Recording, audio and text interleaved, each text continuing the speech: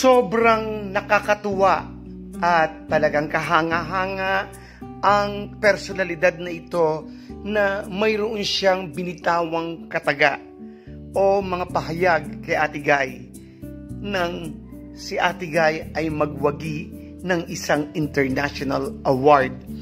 Ano ang sinabi ng director na ito na multi-talented awarded na director? At talaga namang matutuwa tayo sa kanyang mga pahayag kay Ate Guy. Sa pagpapatuloy, malalaman natin lahat yan. Ito po ang inyong lingkod, Kuya Ferdy R, na bumabati sa inyo ng isang magandang araw at mapagpalang araw sa ating lahat. Nagpapasalamat po ako sa patuloy na pagtangkilik ninyo ng Hearts Expression. Salamat po sa patuloy na panunood, sa mga nag-subscribe na. Maraming salamat po sa walang sawang pagsuporta at sa pag-like ng video at patuloy na kayo po ay nandyan tumatangkilik sa ating YouTube channels. Salamat po. Sa mga hindi pa nag-subscribe, please subscribe po natin ang YouTube channel na Hearts Expression.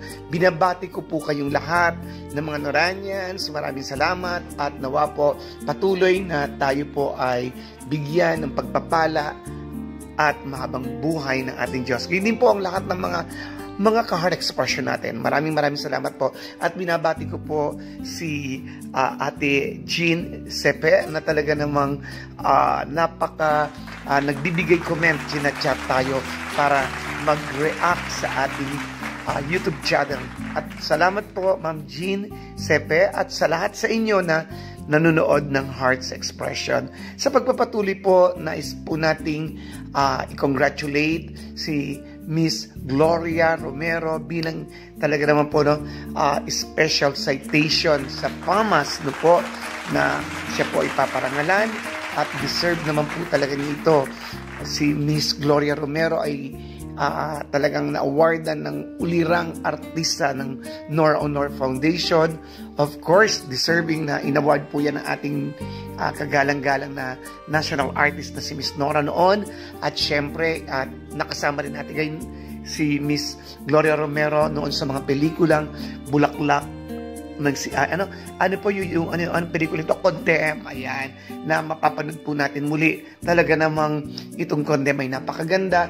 At yung Bilangin ng Bituin sa Langit, nakasama po ni Miss Nora Honor, si Miss Gloria Romero. Congratulations po, Ma'am Gloria Romero. I-deserve nga po ang award na yan. At alam niyo po, isang direktor na talagang nagmamahal at talagang ipinagmamalaki ang ating national artist na si Miss Nora Honor. Talaga pong nung nagawa niya ng pelikula na i-direct niya, si Ate Guy ay tuwang-tuwa siya dahil siyempre ang project na ito ay talagang para kay Ate Guy. At ang project na ito ay talagang nagwagi pa sa ibang bansa at humakot ng award dito sa Pilipinas. Opo, International Best Actress sa Ate Guy.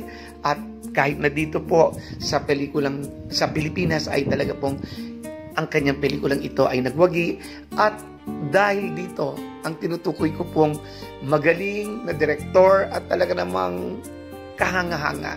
Talagang marami siyang nagwaging pelikula sa loob at labas ng bansa. Siyempre po ang tinutukoy ko, walang iba kung hindi si Mr. Percy Intalad na sa totoo lang po, hindi lang po ako dito natutuwa sa kanyang pagmamahal kay Ate Guy. May sinabi kasi siya kay Ate Guy na talagang si Ate Guy nga ay talagang magaling na actress, superstar nga at siyempre buhay na alamat si Ate Guy. Sabi niya at ang maganda pang pinahayag niya, sinabi niya na si Ate Guy ang Miss Cheryl Streep ng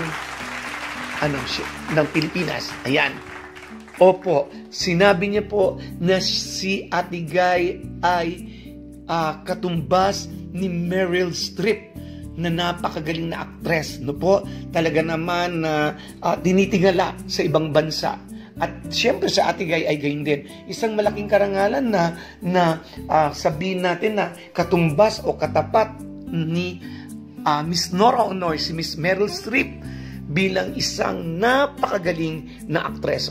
Sa kanya po nang galing yan, kay Mr. Percy Intalan. At marami po ang nagsasabi niyan. At talaga namang antapang sabihin yan ni Mr. Percy Intalan. Dahil yan ang totoo. Galing na galing siya. At alam niyo po ba, believe na believe po ako sa kanya. Bakit po? Kasi alam niyo po, yung kanyang Facebook, ay, alam niyo po ba, yung pelikulang Dementia, si Ate Guy, yung cover photo niya po, na kung saan talaga namang nakakatuwa, pinakita niya kung gaano niya kamahal ang isang Miss Nora Honor. At talagang proud na proud siya na talagang love niya sa Ate Guy. Naka-cover photo po si Ate Guy. Talagang ganyan ang mga nagmamahal kay Ate Guy. Binabandera mo talaga ang iyong idolo na katulad ni Mr. Percy Intalan. At nawa Mr. Percy, no po, makagawa pa kayo ng pelikula ni Ate Guy, no po, at talaga namang hindi po matatawaran ang inyong galing. And of course, kung Miss Nora Honor ay talaga pong swak na swak ang inyong syempre tandem. Kaya po nagpapasalamat po kami sa inyo sa pagmamahal kay Ate Guy. Ayan, dahil po sa pelikulang Dementia, talaga pong isa kayo na nagbigay ng International Best Actress kay Ate Guy. At kinilala ang Nora Honor talaga noon pa, at lalo pang kikilalanin ang Miss Nora Honor. Ayan. Salamat po Ate Guy. We love you so much. God bless you and mabuhay. Ito po si Ferdy Ard na nagsasabing, as long as there is love, we will stand, and to God be the glory. Maraming salamat po at mabuhay. Please like, subscribe, hit the bell button. Arts Exploration. Go, go, go!